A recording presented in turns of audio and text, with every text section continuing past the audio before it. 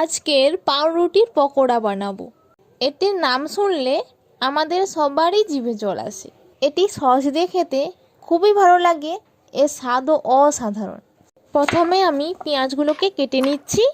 এইভাবে একটু বড় বড় করে কেটে নেব। কাঁচা লঙ্কাগুলোকে এইভাবে ছোট ছোট করে কেটে নেব। আলুগুলোর ছাল ছাড়িয়ে নেব। এইভাবে 4 খদি করে কেটে ধুয়ে নেব। আমি মাঝারি সাইজের 4টে আলু নিয়েছি, 2টো মাঝারি সাইজের পেঁয়াজ নিয়েছি, 3টে কাঁচা লঙ্কা নিয়েছি, কিছুটা পরিমাণ ধনে পাতা নিয়েছি, অল্প রসুন আর আদা নিয়েছি। কড়াতে অল্প পরিমাণ জল দিয়ে দেব। এবার আলুগুলো দিয়ে ঢাকনা লাগিয়ে দেব। এই দেখুন আলুগুলো সেদ্ধ হয়ে গেছে। আলুগুলো সেদ্ধ হতে 15 মিনিট সময় লেগেছে। আলুগুলো ঠান্ডা হওয়ার জন্য রেখে দিচ্ছি। এবার জিরাগুলো ভেজে নেব। 3টে শুকনো লঙ্কা ভেজে নেব। তেল না দিয়ে কিছুটা পরিমাণ বাদাম ভেজে নেব। এবার আমি আলুর পুর বানাবো। কিছুটা পরিমাণ তেল দেব। তেল হালকা গরম হলে কাঁচা লঙ্কা দিয়ে দেব। এবার কেটে রাখা পেঁয়াজগুলো দিয়ে দেব। পেঁয়াজগুলোকে হালকা করে ভেজে নেব। এবার আদা বাটা দিয়ে দেব। একটু নেড়ে রসুন বাটা দিয়ে দেব। একটু নেড়ে ছোট চামচের 1 চামচ হলুদ গুঁড়ো দিয়ে দেব। সেদ্ধ আলুগুলোকে ভালো করে মাখিয়ে রেখেছিলাম, এবার ওইগুলো দিয়ে দেব।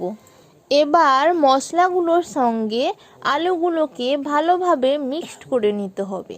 এবার স্বাদ অনুযায়ী লবণ দেব। জিরা আর লঙ্কাগুলো যে ভেজে গুঁড়ো করে রেখেছিলাম, এবার ওইগুলো দিয়ে দেব। এবার একটু নেড়ে কুচিয়ে রাখা ধনে পাতা দিয়ে দেব। বাদামগুলো যে ভেজে গুঁড়ো করে রেখেছিলাম ওইগুলো দিয়ে দেব। এবার একটু নেড়ে নেব। আমাদের পুর বানানো হয়ে গেছে। আমি 1 পিস পাউরুটি নিয়েছি। এর উপর এইভাবে পুরগুলো লাগিয়ে দেব। এর উপরে আর 1 পিস পাউরুটি রেখে দেব। এইভাবে আরও 3টি পাউরুটি বানিয়ে নেব। এবার এই পাউরুটিগুলোকে কোনাকুনি করে কেটে নেব। এইভাবে 4টে পাউরুটি কেটে নিয়েছি। আমাদের 8টা পকোড়া তৈরি হয়ে যাবে। আমি এখানে 300 বেসন নিয়েছি। পরিমাণ মতন লবণ দিয়ে দেব। ছোট চামচের 1/2 চামচ হলুদ গুঁড়ো দিয়ে দেব। ছোট চামচের 1 চামচ লঙ্কার গুঁড়ো দিয়ে দিচ্ছি।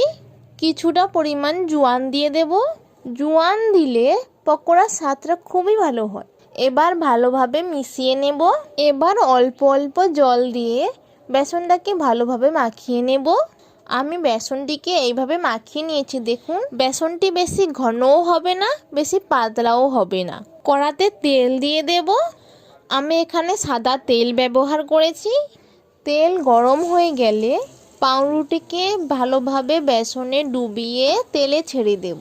এবার গ্যাসকে লো ফ্লেমে করে দেব, না হলে পকোড়াগুলো বেশি কড়া হয়ে ভাজা হয়ে যাবে। পকোড়াগুলোকে এপিট ওপিট করে ভালো করে ভেজে নেব। এইভাবে বাকি পকোড়াগুলোকে ভেজে নেব। এই দেখুন কি সুন্দর পকোড়াগুলো মুচমুচে হয়ে ভাজা হয়ে গেছে।